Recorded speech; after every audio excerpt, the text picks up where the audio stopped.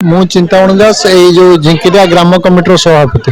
ଏ ଆମର ରାମନବମୀ 9 ଦିନ ଧରି ଆମ ଗାଁର ବାପକୁ ଉଷାପ ଅମଳରୁ ଦୀର୍ଘ 100 ବର୍ଷ ଧରି ପାଳନ କରା ହେଇକି ଆସୁଛି। ରାମନବମୀରୁ ଆମର କଳସ ବୁଡ଼ା ହୁଏ।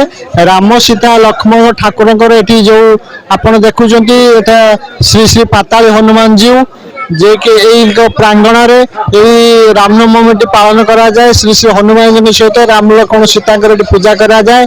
ଇତିମଧ୍ୟରେ 9 ଦିନ ମଧ୍ୟରେ ଆମ ଗୋଟେ ଯଜ୍ଞ ହୁଏ 5 ଦିନ। ଆଜି ଯଜ୍ଞର ପୂର୍ଣ୍ଣାହୁତି ଏବଂ ଆହୁରି 2 ଦିନ ଆମର ଚାଲିବ ରାମନବମୀ ଠାକୁରଙ୍କ ଲୀଳା।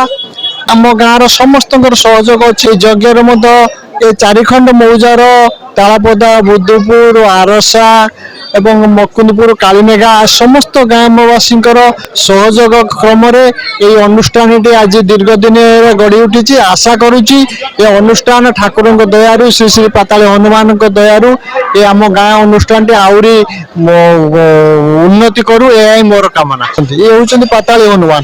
ଏକୁ ଆମେ ଯାହା ଶୁଣିଛୁ ଇଏ ପ୍ରତ୍ୟକ୍ଷ ଦେବତା। ତେଣୁ ଠାକୁରଙ୍କୁ ମୁଁ ମାନେ ଏଠି କୋଟି କୋଟି ପ୍ରଣାମ ଜଣାଉଛି। ଏଇ ଯାତ୍ରାଟି ଚାଲୁ। ଆଜି ଅଦ୍ଭୁତପୂର୍ବ ମାହୋଲ ଥିଲା। ବହୁ ସଂଖ୍ୟାରେ ଲୋକ ଏତେ ସମାଗମ ହେଲେ ଆମେ ବି ଏଠି ଆଶ୍ଚର୍ଯ୍ୟ। ଆଉ ଇଏ ହେଉଛି ପ୍ରଭୁ ହନୁମାନଙ୍କର କୃପା। ये पाताली हनुमान कृपा ये बहु भक्त आज बहु खुशी समस्त प्रसाद खाई जाइए। बहु खुशी आप पूजाटी आज संपन्न होती। आम मैंने कर्मकर्ता आम झिंकिरा ग्रामवासी बृंद आम मैंने बहुत खुशी खुशी पाई।